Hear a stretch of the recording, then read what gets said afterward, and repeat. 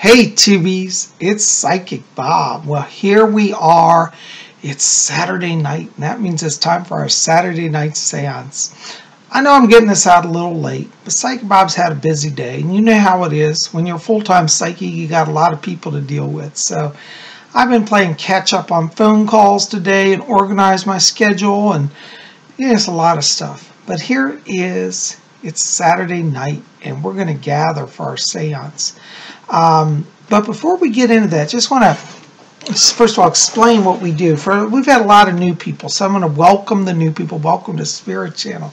This is our weekly tradition. Every Saturday we gather and we have a seance. And my seance comes from the old-time spiritualist tradition. I used to be in the spiritualist church, and we would gather at mediums' homes, and we'd all sit in a big circle around the medium and have a little circle of chairs. And in fact, I invite you guys, pull up your chairs here. Let's have our own little circle, okay? And mediums would, turn down the lights and go into trance, and amazing things would happen. Voices would come through them, and the spirits that came through were amazing and really helped all of us. So, I was brought up in the spiritualist church. It's deep in my heart, and I am still a spiritualist, even though these days I'm a Wiccan. I'm also a spiritualist. I'm really both, and I'm so glad that you guys are here. And so I invite you, just pull up your chairs. We're going to have our little seance circle, okay? Now, I'm going to do some what's called trance channeling, and what that means is when I go in trance, spirits overshadow my consciousness, and they take temporary control of my throat and my facial muscles, and they speak through me. It may seem a little strange, but really I'm in no pain. I feel like I'm just napping and kind of zoned out, so I don't really feel it or hear it, but when I come back, I review the tapes, and I'm always as amazed as everybody else. So, if you're not seeing trance channeling, this will be a good experience, I think, for you, and I just welcome you to join us and be open to, whatever comes in from the spirit world.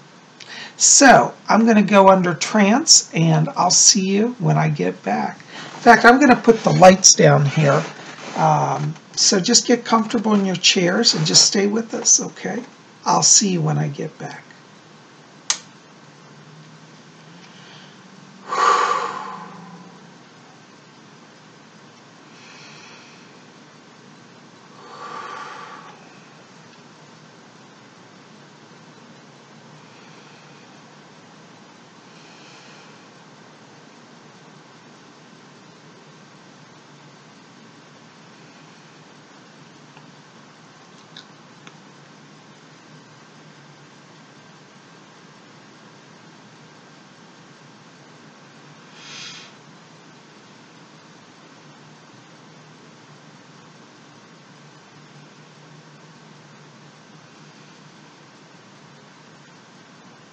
Oh, this is Fletcher here. Give us just a moment while we get control of the medium's vibration. Well, there we go. We think we got him stabilized.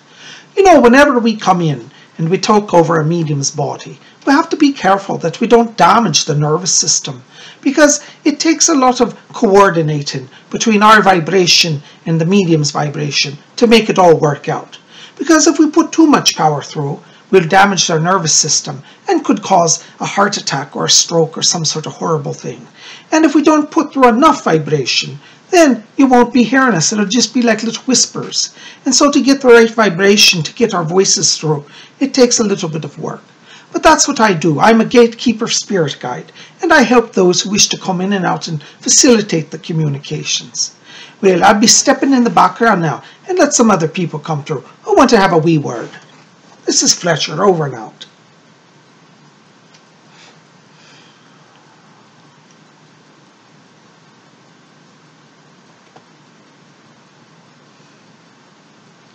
Greetings, my dear Rose. It's such a blessing to be here with all of you. Whenever I have the opportunity to come and visit, it brings me great joy. Over here in the spirit world, we wait for the opportunity to be of service. There are many people on the earth today who say they want to be of service to our world, And I assure you that we want you to be of service, and we likewise wish to be of service to you. As we said last week, the two worlds are in harmony, but not many people understand this, and many people fear communication with our world. They think that it's somewhat dangerous or that something would happen. You know, I suppose being fearful is a little better than the other way. You know, when I was on the earth, I had a very skeptical and hostile attitude. I used to say, oh, dear, I would talk to spirits of the dead, my heavens, and no, I'm not going to be involved with such madness. But do you know, since coming here to the spirit world, I've come to understand that all human beings are always surrounded by those who you call dead.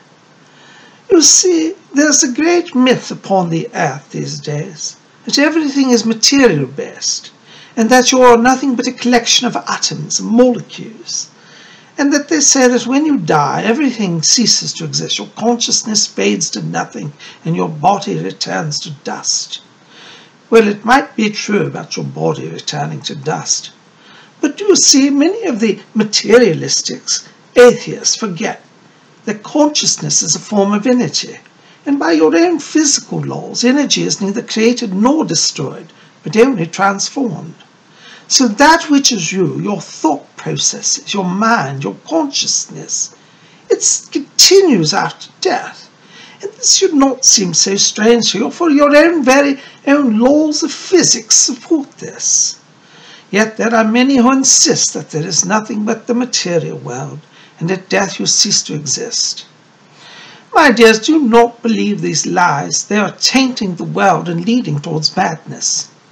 On the earth there's a lot of fear these days about nuclear annihilation. Many people are saying, oh dear, there could be a war at any moment and we'll all be gone.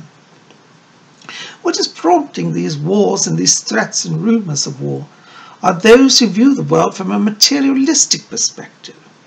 They say, I must have what is mine, and I will take what is yours, and if I don't control everything, then I will destroy everything.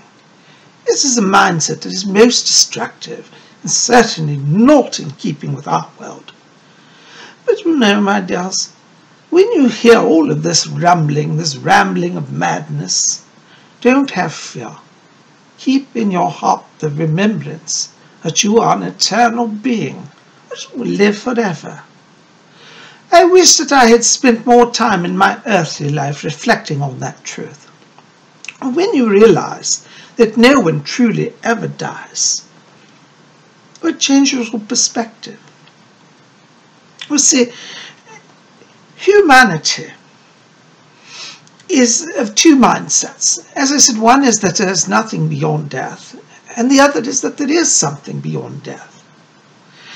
There was a time on the earth when those who believed that there was something beyond death was really much more the majority. But these days it seems to have flipped to where those who believe in something beyond death are the minority. And not only that, they're ridiculed and harassed for their beliefs. This is not in keeping with the higher truths of our world. Even those who do not believe in life after death will find themselves very much alive after the body ceases to function. You see, all of you, whether you realize it or not, are simply one breath away from our world. When we say that we are close as a whisper, that is not an exaggeration or a mere figure of speech. It is absolute reality. You see, your consciousness will never cease to be alive. For when you stop breathing, your last breath on earth, and your heart stops and your brain ceases, your mind will go beyond all of that.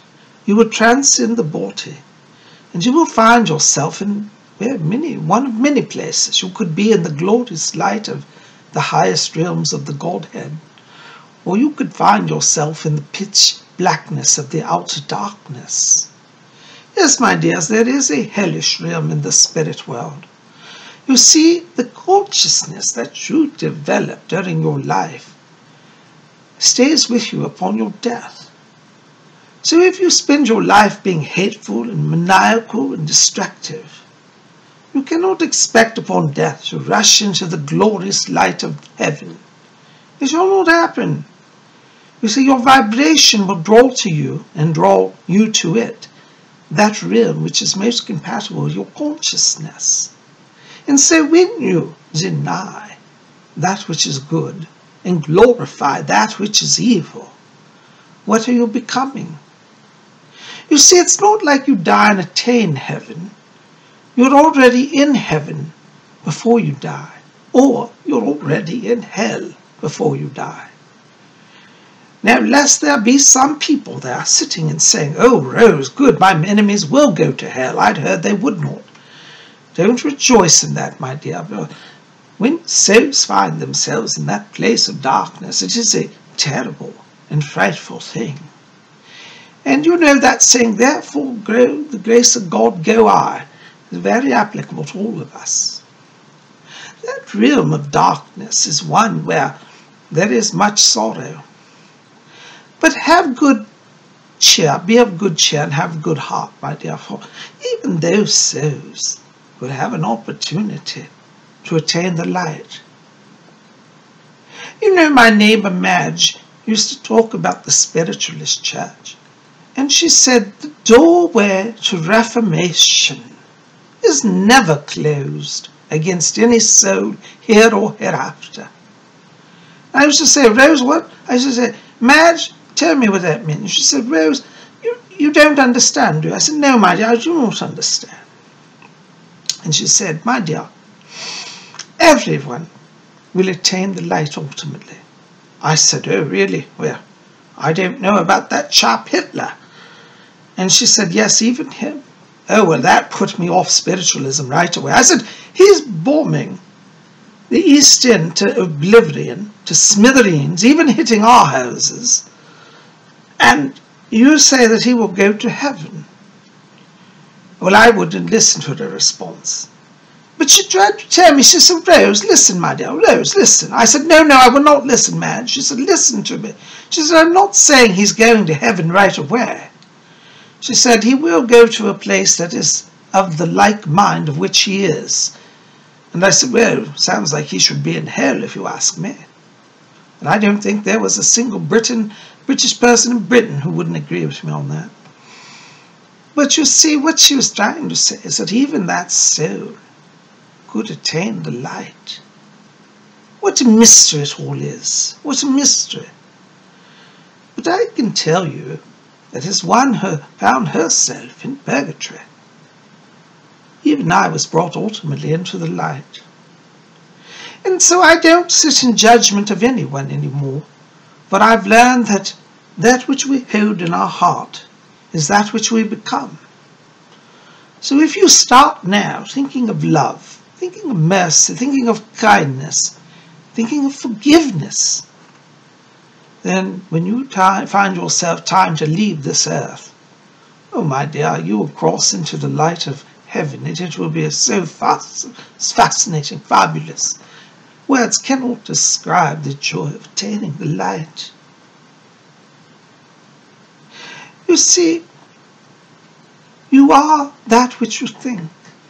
And if you set your mind on the higher sights, the higher thoughts, then that is what you shall obtain, my dears.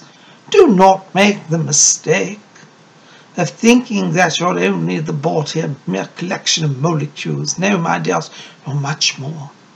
And no one ever dies. You will live. So live now as if you were in heaven, even if your life is difficult. I know some of you are saying, "Rose, you don't know the problems that I have." Oh, my dear, yes, we do. Over here, we know very much about what transpires on the earth. But please understand, you cannot sacrifice your soul and somehow believe that you will gain something great. But when you turn aside from goodness and embrace evil, as many people do on the earth, you will lose greater things than just what you think is a bunch of fairy tales. Many people say, "Oh, that religious stuff is all bunk." Well, I say I agree with much of them. A lot of what is passing off as religion these days is a lot of bunk. But I'm not talking about what church you go to, my dear. I'm talking about your soul. I'm talking about spiritual light. Inside of you is the light of God. And if you will but listen to that still, small voice inside, you will attain peace, for you will attain union with it. I can tell you as somebody who dwells in the realms of light, it is great joy, great peace, great happiness. So do not sacrifice it, my dears. Embrace the spirit world, embrace your soul, embrace love. And let us help you. You can call on me, say, my dear Rose, come and help me, please. And we will be there faster than you can breathe your last breath. So don't worry about dying, my dear. No one ever dies. Worry about living. How do you live each day? Do you love? Maybe there's some small way you can exhibit love every day. Maybe it's just saying hello to an elderly neighbor who's shut in. Maybe stopping by and having a cup of tea. You see, it's a little task like that.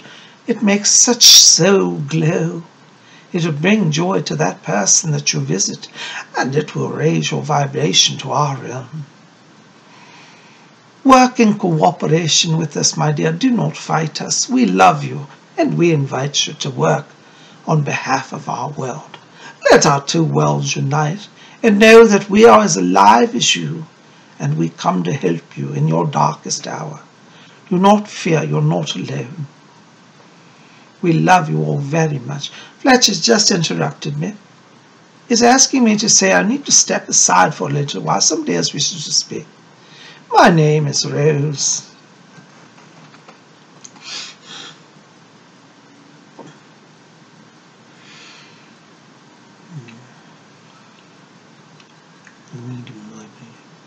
Yes, and in the medium's body we've got control of the vocal apparatus. I'm trying to raise the vibration so I can be heard. Can you hear me out there? Greetings. This is Alfred. I was listening in on Rose's discussion with her, and I could not help but agree with all of what she said. And like many people, when I died, I was not terrified at the aspect of death, nor did I particularly find myself surprised to be conscious beyond the body. What was most difficult for me in my transition was awakening and realizing that I had forfeited a higher station in the spirit world, that I had taken such joy in the material things of life that I had dimmed my soul light. Upon death you will attain the region of light to which your soul vibrates. Inside of you, your eternal spark of light can grow brighter or grow dimmer. It is like a light bulb in a sense. You can raise the voltage and have more light, or dim the voltage and have dimmer light. When you engage in addictions and addictive behaviors, whether it be food, alcohol, drugs, sex, material addictions, gambling, these things become obsessions. They're not merely physical obsessions, they become soul obsessions. And when they become soul obsessions, they take control of the body and they dim the light within. There are many people upon the earth today who walk around in a state of depression. They say, I'm depressed, I have no joy in my life. If you would but look within and discover the spark of divinity, you would begin to have joy again. Even in the dimmest of souls, there is divinity. You are truly divine within. Yet many of you think you're only, as Rose said, a collection of atoms, of molecules. Do not believe this lie. It is a lie that is crippling humanity at this point. This is why the earth is in such peril, is that many people have forgotten who they are. When you come to realize that you share in God's light, that you are yourselves veritably are God, then you will have joy in your life and you will have peace. But until you allow this reality to manifest in your life, you will be less than you could be. In my earthly life, there was a time when I was very aware. I was very aware of my power, of my soul. I engaged, as many of you know, in practices of spiritualism and as well as in ceremonial magics. This taught me the truth of the soul and how immense the power is. During my days of ceremonial magic, I conjured beings into visible appearance. And this is when a spirit that you conjure manifests audibly, visibly in the room, and everybody can see the spirit. This tangible experience made me become very aware that there are souls that are brighter and souls that are darker. My group that I was with at times was tempted to go to the dark side and conjure less than honorable beings, and they did come to us.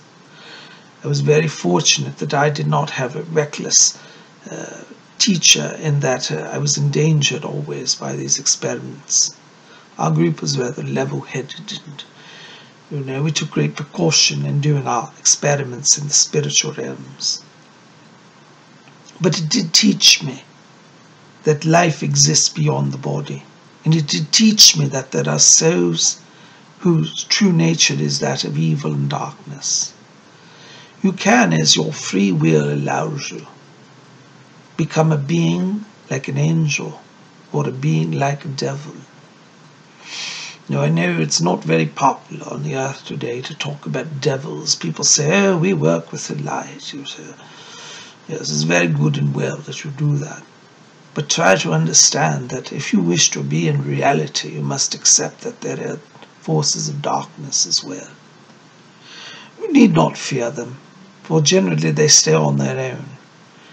Those who play with these forces are the ones who end up in trouble.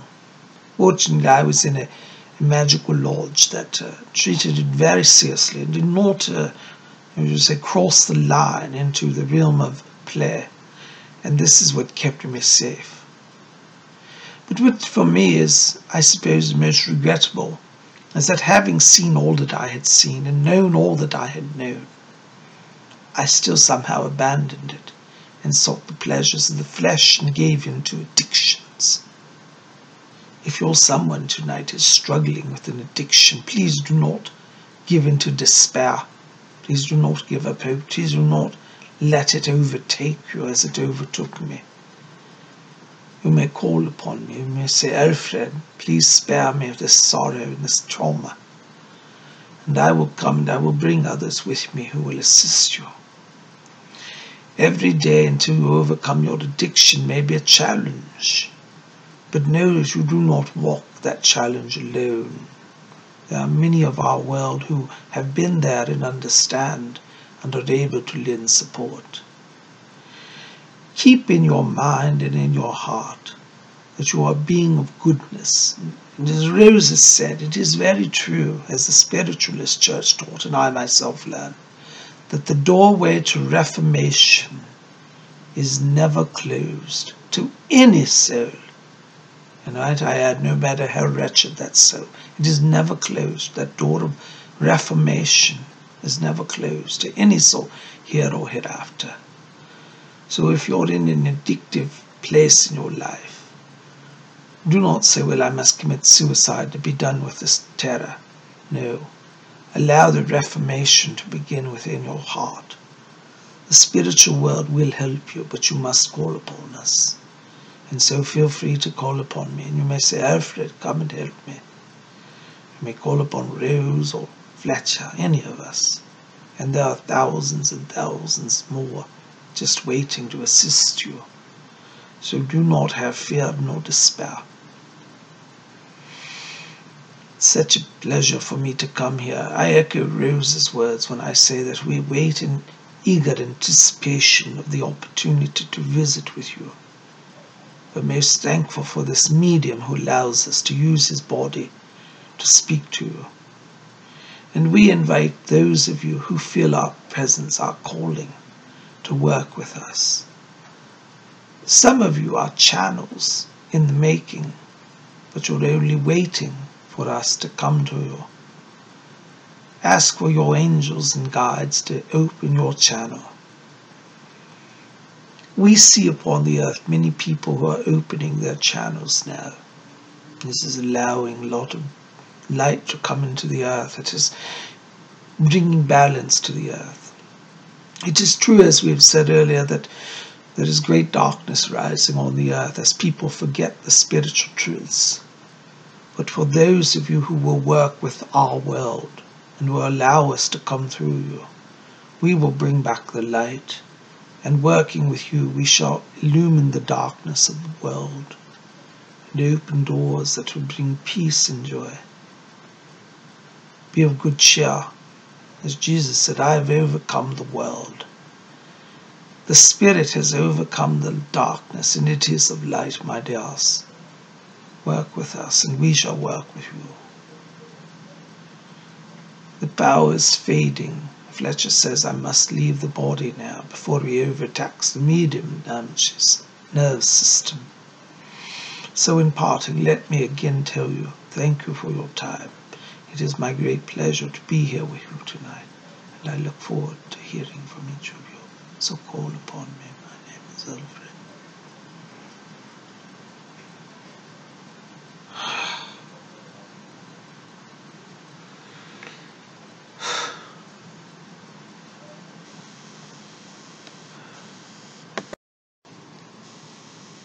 Hey Tubies. Well, it's so wonderful to be back with you, and I tell you, I love to channel. I always say it, but it's really true. And I never come back from channeling and feel drained. I actually feel blessed. I feel inspired. I feel empowered. So we're so fortunate for the wonderful spirit people, and I'm honored that they choose to use me as a vessel. If you've enjoyed tonight's seance and you want to learn a little bit more about my work as a psychic and about channeling and experiences like that, you might want to pop over to my website at robert-hickman.com. I'll put the link in the info box below. Pop over there and pick up my book. This is my book, Messages from Rose, and you can get that over there. So I hope you'll pop over and check it out, okay? You guys are the best. Thank you for being here. I love you guys. Listen, keep it here at Spirit Channel. We got more coming. Tomorrow is Sunday. And we're going to do something. We'll go somewhere. I don't know. We'll have a vlog on Sunday. But it'll be fun. It's the day of the sun. So that's always exciting. So be back here for that. I'm looking forward to being with you guys. You guys are the best. Thanks for being here. Listen, if you haven't done so, like this video, favorite it. Share it with your friends. Pass it around. Tell people to join Spirit Channel. And you yourself, make sure to hit that subscribe button. And also hit the bell so you get updates and know when every video comes out. Guys, thanks for being here. I love you. We'll see you back here tomorrow for Sunday, Super Sunday vlog. All right, we'll see you then. And until then, may you always blessed be.